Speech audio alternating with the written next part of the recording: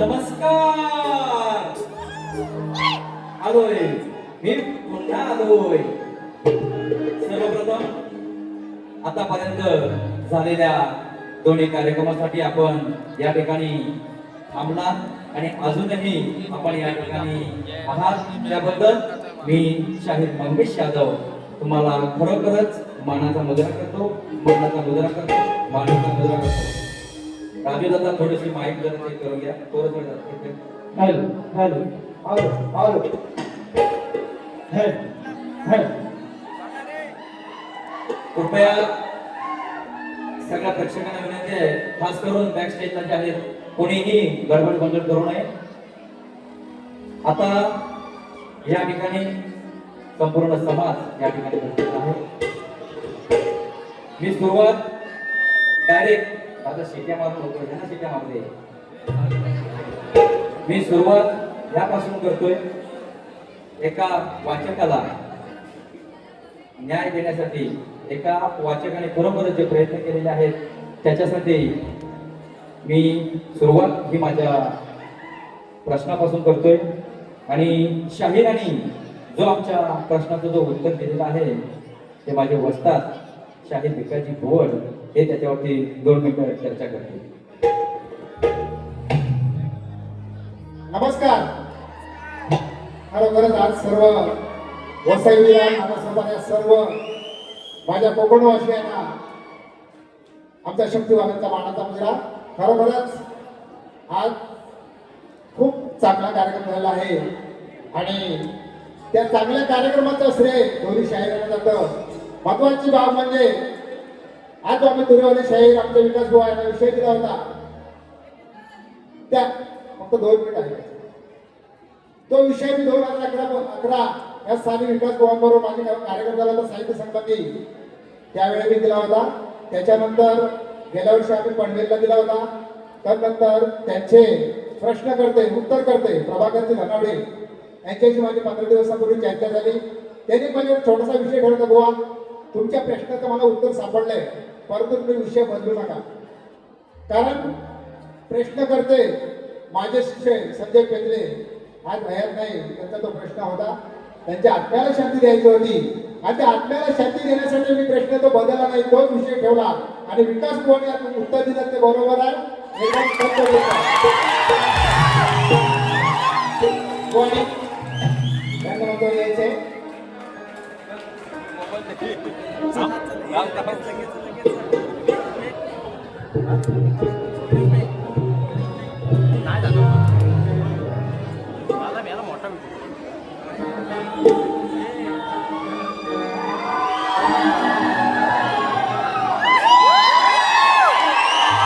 हो, धन्यवाद. आज खरं तर तुमचा मी साहित्य संघामध्ये बोलवतो, मुला बुवा तुम्ही पुण्याचे हिरे आहेत. खरं तर बुवा बोलवतो आणि आज खरोखर पुण्याचा हिरा विकास समोर फक्त एकच विनंती आहे, बुवा शेवटपर्यंत त्याच्यामध्ये टिकून राहिलं अशी माझी काही जीवनाने साखर आहे. नको दोन शब्द.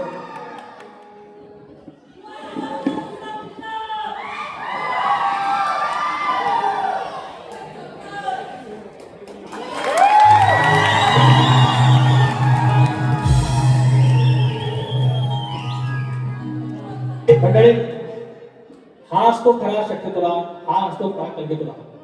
म्हणजे शाहिरांनी पण इतके जुने शाहीर आहेत ते, पण आता जसं त्याला म्हणलं की वर्षातून एकदा पिक्चर करतात असे आमिर खानाचे आहेत.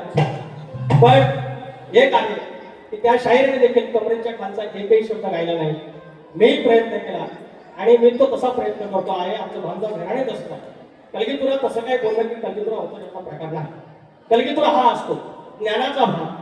बाकी काय हा सा जे ढोलकीवालं काय झीडवालं पण आणतील तिकडचं पण आपण कलाकार आणू शकतो. वाणीदार पावले हा साऊंड काय आमच्या तिकडचं आधी आपण ते लावतात ते पण आपण आणू शकतो.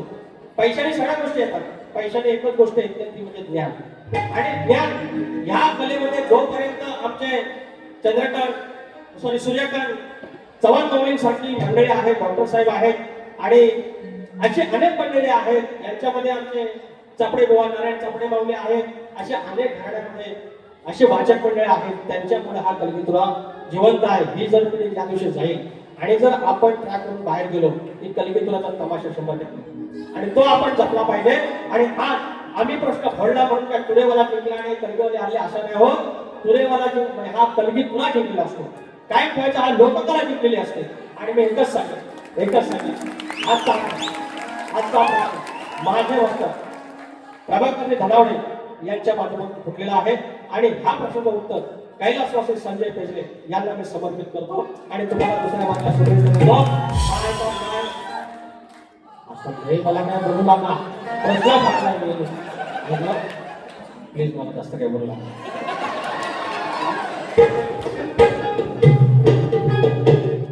बोललो होतं तरी दुसऱ्या वेळेला आई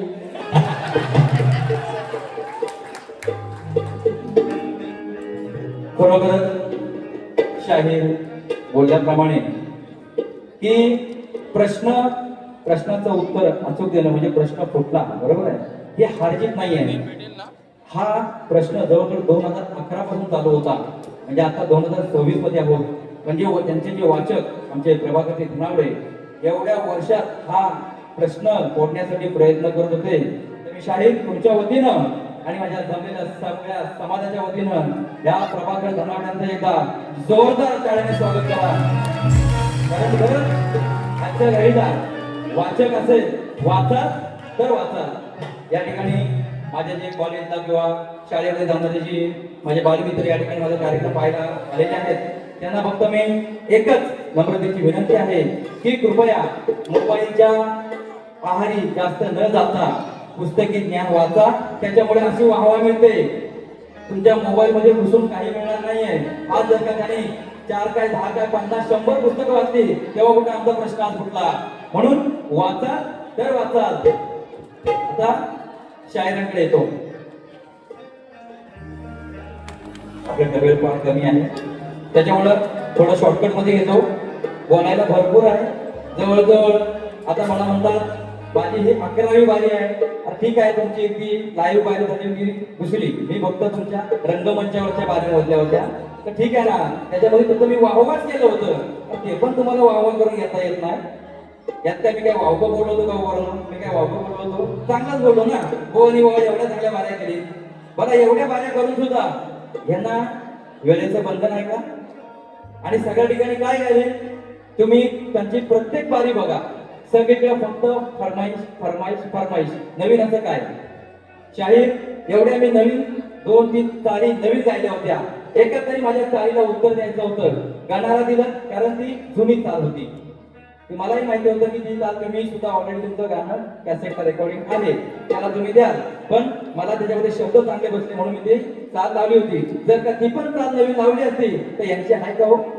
माझ्या चालीला चाल द्यायची, माझ्या भागाला भाग द्यायची. राहिला विषयाचा गवळणीचा. काय म्हणतात? गवळणीत काय म्हणाले की कृष्ण सावळा होता, निळा होता. पण मी कुठे नाही म्हणतोय, सावळा होता निळा होता बोलतात, पण त्याचबरोबर काळा सुद्धा आहे. मी तुमच्या कलर म्हणजे रंगाबद्दल, कलर हा इंग्लिश मध्ये दिमागात ते लय इंग्लिश बोलून गेलं, नॉनसेन्स बोलून गेलं काहीतरी, म्हणून मी पण थोडा थोडा आपला बोलतो. तुमच्या उपजत कलर मध्ये मी अजिबात बोललेलो नाही. आणि गाणी लिहिण्याची हीच तर मोठी कथा आहे आणि हीच मोठी खासियत आहे की तुम्हाला चिडवण्यासाठी असे शास्त्रार्थ विषय मी गातोय आणि तुम्हाला सांगतोय भानुदास घराण्याचा शाहीर आहे, असा आयरा गेला नाही आहे. खोट्याला खोटं आणि खऱ्याला खरंच म्हणणार असा हा शाहीर आहे. शाहीर तुम्हाला मी अजूनही सांगतो, माझा जो गौरवणीचा विषय होता की कृष्ण काळा कसा, राधा विचारते कृष्णाला की तू काळा कसा, हे पुस्तकामध्ये लिहिलेलं आहे. तुम्हाला वाचायला जमत नसेल तर माझ्या प्रभाकर धनावडे माऊलीला सांगा, ते तुमचा प्रश्न माझ्या प्रश्नाचा गवळणीचा उत्तर शोधून काढतील.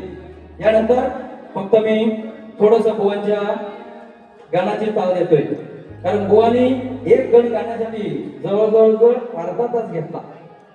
त्यात दुनियाभरच्या सगळ्या आपल्या त्यांच्या फरमाईश. बुवा आपण एक काम करूया, तुमची मला वेळ द्या, याच ठिकाणी आपण कार्यक्रम अरेंज करूया. फक्त तुमच्या फरमाईशच द्यायचं, बाकी तुम्ही लोकांना नवीन काहीही घेऊ नका. जेवढे तुम्ही युट्यूबला रेकॉर्डिंग तुमचे आपले गण आहे, गवळणी आहे, सगळं काय आहे हा, तेवढेच फक्त तुम्ही या ठिकाणी गात राहा. पण नवीन नवीन काहीतरी द्या, नवीन नवीन चाली द्या. चाली तुम्ही गाताय आजचं जवळजवळ 1857 1985च्या साली तुम्ही गाताय, त्याच्यावरती तुम्हाला एक गाण्याची तुमची कार्ड देते बघा. बोल गण काय होता त्या गाण्याची चाल होते, दिल दीवाना ना जाने कब खो गया. याच्यावरून मी कार्ड कसे लिहिले ते बघा. माझा वसई विरार हा गेल्या आठवड्यामध्ये पूर्ण भरला होता. याच्यामध्ये मी माझ्या कुठल्याही देवतांना दोष देणार नाहीये, चुकी ही कोणाचे ते गाते फक्त. माझं वसई विरार नाला सोपारा भरला, हा मानव सारा तुझ्या पुढे हारला. मानव सारा देवापुढे हारला का? कारण ह्या नवनवीन बिल्डिंग उभ्या राहिला, पाणी जायला कुठे जागा नाहीये. डेव्हलपमेंटच्या नावाखाली ह्या ज्या नवनवीन बिल्डिंग झालेल्या आहेत, पाणी जायला कुठेच जागा नाहीये. मग पाणी काय करणार? पाण्याला, वाऱ्याला, हव्याला, अग्नीला, हे 5 तत्व आहेत. या त्यांना आपण अडवू शकतो का? कोणाच्याही हातामध्ये नाहीये. किती मोठा कोण आला तरी या 5 तत्वांना हरवू शकत नाहीये. म्हणून काय म्हणायचं? मानव सारा तुझ्या पुढे हारला,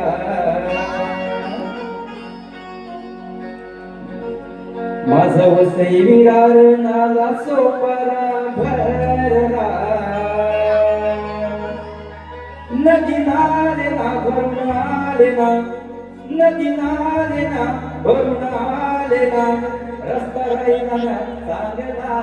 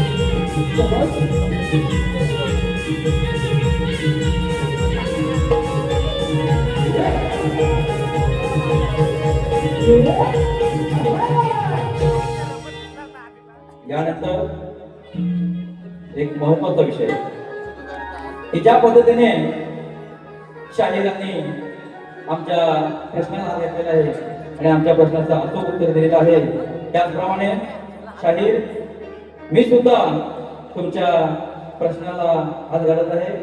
आई जोगाणीच्या कृपेने आज मी हा प्रश्नाचं तुमच्या उत्तर देण्याचा प्रयत्न करतोय. खरोखरच जर का योग्य उत्तर असेल तर तुम्ही पटवून घ्याल ही मी आशा बाळगतो. तत्पूर्वी शाहिरांचा जो प्रश्न होता की शेती करताना कमरेला आकडी कोयती बांधून तू नांगर धर, म्हणजे तुला तुझ्या दोत्याच्या बैलांना, तुझ्या शेतात काम करणाऱ्या माणसांना आणि तुझ्या या शेतभूमीला कोणत्याही वाईट शक्तीचा त्रास होणार नाही असं नांगरी राजाला कोणी वरदान दिलं ते सांगा.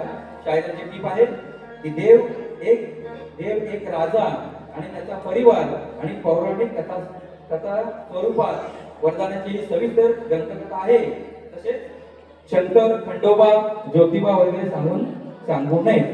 याच्यामध्ये शाहीर शंकर आणि खंडोबा ह्या टीप तुम्ही पहिल्यापासून दिल्या होत्या, पण तुम्हाला कोणीतरी त्याचं उत्तर दिलं आणि ते तुम्ही इथे सांगितलं टीप लिहिलेली आहे की देव आणि एक राजा परिवार त्याची पौराणिक कथा सांगू नये.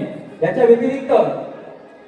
व्यतिरिक्त सुद्धा मी तुम्हाला प्रश्नाचं उत्तर देण्याचं प्रयत्न करतोय. जरा लक्ष देऊन ऐका. की उत्तर असं आहे की रावण आपल्या नगरातील स्त्रियांवर, ऋषींवर अत्याचार करीत असताना एकदा एका ऋषीच्या घरी दुधाचा माठ होता. तो घेऊन रावणाने त्या ऋषींचे रक्त जमा केले आणि मंदोदरीला दिला आणि तिला सांगितले यात विषारी पदार्थ आहे, जरा जपून ठेव. रावणाने स्त्रियांवर अत्याचार चालूच होते याला त्रस्त होऊन मंदोदरीने माठातील विष समजून प्राशन केले, परंतु घडलं असं की तिला गर्भधारणा झाली. रावण घरी आल्यावर तिने रावणाला सांगितले की आपण किंचाळी मारली तर गर्भ पडतात, अशी कला आपल्याकडे आहे असे मी समजते, ते एकदा करून दाखवा. रावणाने गर्वाने येऊन किंचाळी मारली, त्यावेळी तिचा गर्भ पडला. तो तिने त्या माठात टाकून ठेवला. कालांतराने लंकेत दुष्काळ पडू लागला. त्यावेळी आकाशवाणी झाली की रावणा, जो माठ आपल्याकडे लपून ठेवला आहे त्याला आपल्या नगरीच्या बाहेर टाकून दे, तरच हा दुष्काळ जाईल. रावणाच्या लक्षात आल्यावर कपटाने जनक राजाच्या नगरीत हा माठ भूमीत गाडला. मिथिला नगरीत सुद्धा दुष्काळ पडू लागला. पाणी नाही, शेती पीक नाही, म्हणून नगरीतील जनता त्रस्त झाली. त्यावेळी याज्ञवल्क्य लला कळला य ऋषींनी राजा जनकाला सांगितले की आपल्या नगरीत वाईट शक्तींच्या प्रभावामुळे जो दुष्काळ आला आहे त्यापासून वाचवण्यासाठी राजा तुम्ही स्वतःच्या कमरेला आकडी कोयती बांधून जोताला बैल धरावेत आणि भूदेवीची पूजा करावी. असं केल्यामुळे शेतीची वाईट शक्तीपासून संरक्षण होईल आणि दुष्काळ नाहीसा होईल. हा तुमच्या प्रश्नाचा शाहीर उत्तर आहे. खरोखरच जर का आमचं दिलेलं उत्तर चुकीचं असेल किंवा बरोबर असेल, तुम्ही शाहीर तुमच्या बारीमध्ये याच्यावरती चर्चा करायची आहे, एवढं तुम्हाला विनंती आहे. यानंतर थोडस एक गाणं घेऊया.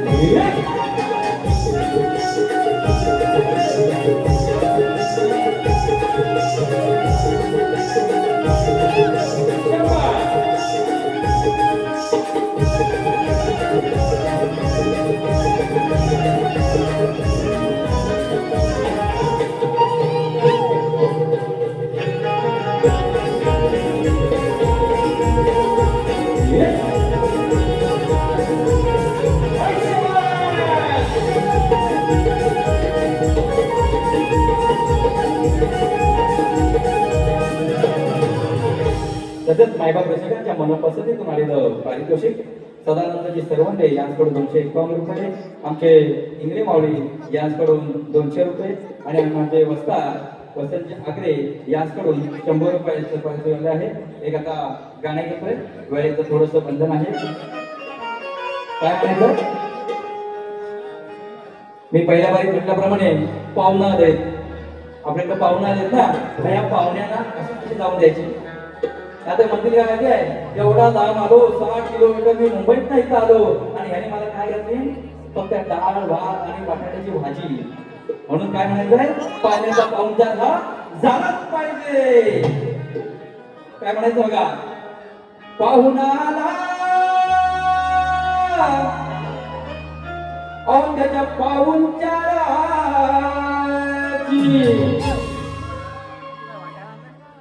माझे सासरे बुवा एक उत्तम कलाकार आहे, दत्तारामजी मोरे, याकडून 100 रुपये बसवले आहे. म्हणून काय म्हणायचं, पाहुणाला त्याच्या पाहुणचाराची परंपरा ही राखायची, अहो परंपरा ही राखायची. आपल्याकडे परंपरा आहे ना, पाहुण्यामध्ये पाहुणचार करायची, अहो परंपरा ही राखायची. काळ्या लांबोऱ्या शिरपोळीच्या, काळ्या लांबोऱ्या शिरपोळीच्या या कोंबड्याला कापायची. काळ्या लांबोऱ्या शिरपोळीच्या या कोंबड्याला कापायची.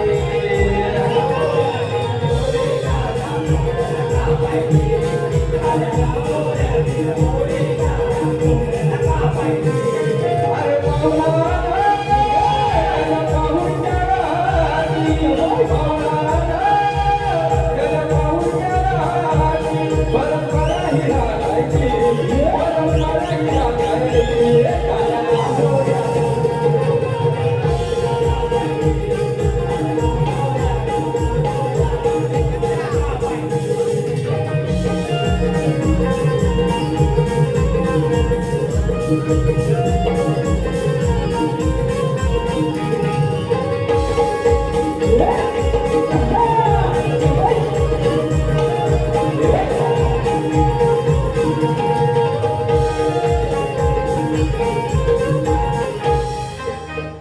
त्यानंतर काही विधान कला फाउंडेशन कडून आम्हाला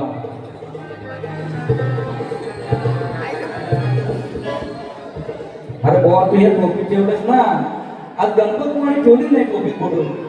गणपत बुवा सांगितलं काय, आणि असं केलं ना 12 भेटतात असं केला.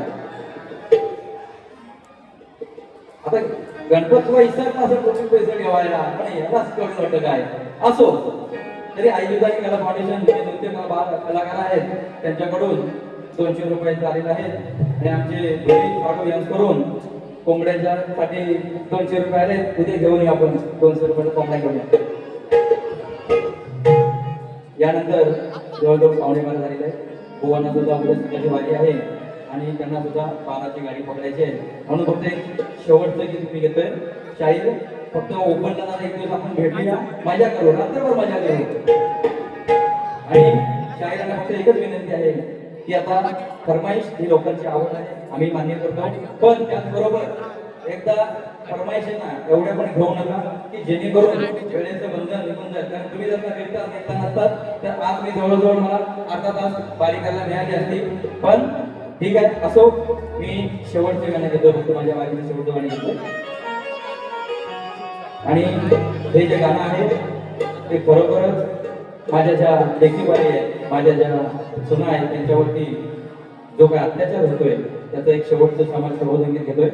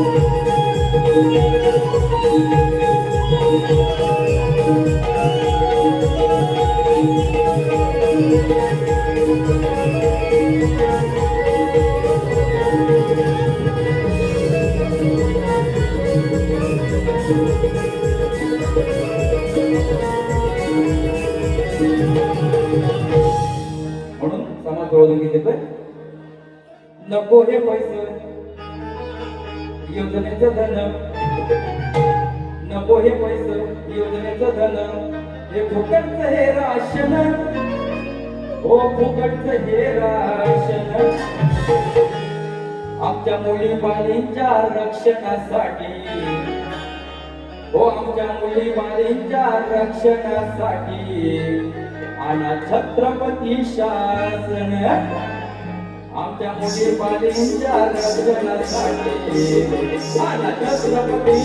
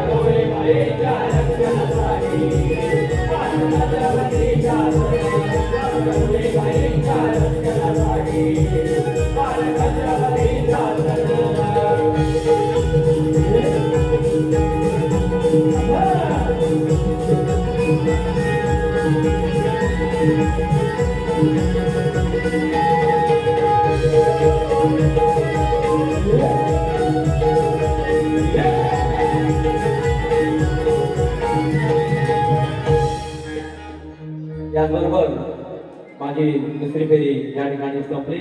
चूक बोल असेल तर पदरात घ्यावी आणि जे चांगलं असेल ते घेऊन जावं एवढं बोलून मी माझी दुसरी फेरी संपवतो आणि शाहिरांना त्यांच्या दुसऱ्या फेरीसाठी शुभेच्छा देतो.